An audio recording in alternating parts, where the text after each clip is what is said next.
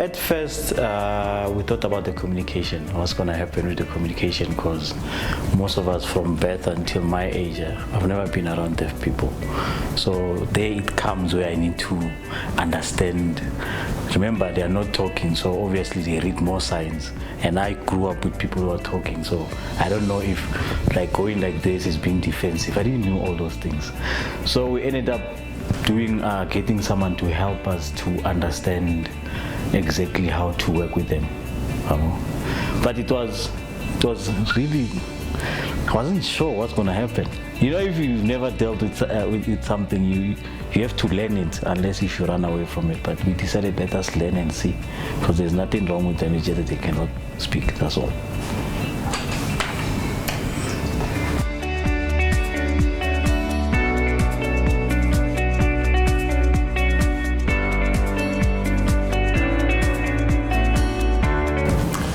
I think with every new challenge and event, you're concerned that there's going to be a disconnect, that they won't become part of the environment. So you're worried that they're going to be isolated and be not embraced as part of the company. But part of that whole scope was recognizing their values and their skills. And what we were able to do was enjoy their skills and actually enhance on them, and actually realize that they are part of us. And in fact, because of their keenness of sight, they actually were more beneficial to them than a normal hearing person would be in the same kind of environment. So we've got 10 currently working with us. This was part of a project we did just as a learnership. And based on their performance and the value that they actually brought to us, we actually chose that we wanted to bring them on as permanent employment and bring them in as part of the family. Today was a very special day, and I really learned a lot. And now that the hearing people have learned more about how to communicate with us, I think things are going to be great.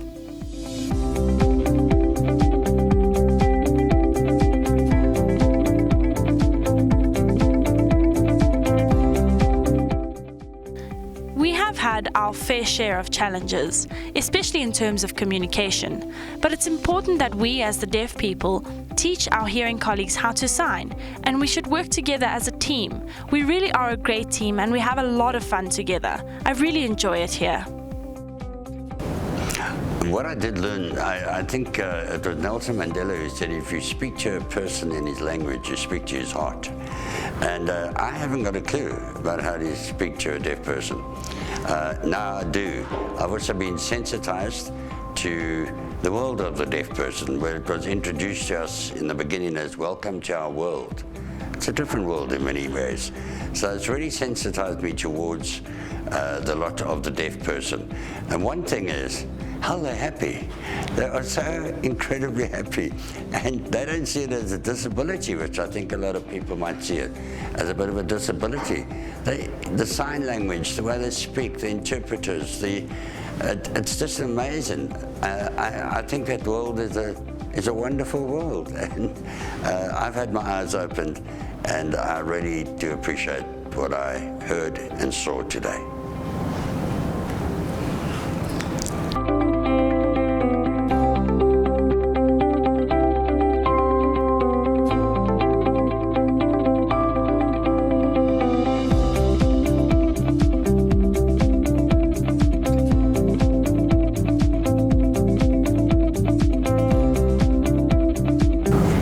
I'm guilty that I'm terrible at sign language, and when I talk to them, I feel that I'm the one that's disabled. They're the ones that are actually well skilled, and I just feel stupid. And I realize that it's my lack of discipline to actually go further. And this whole session with EDF, it was actually so informative, because it didn't just speak about language, it spoke about culture. And I realized that I need to learn a lot more. And I was definitely challenged, and I would encourage more people to, even if it's an hour a week, to spend that to try and to enhance their skills in understanding and communicating with sign language and with the deaf people.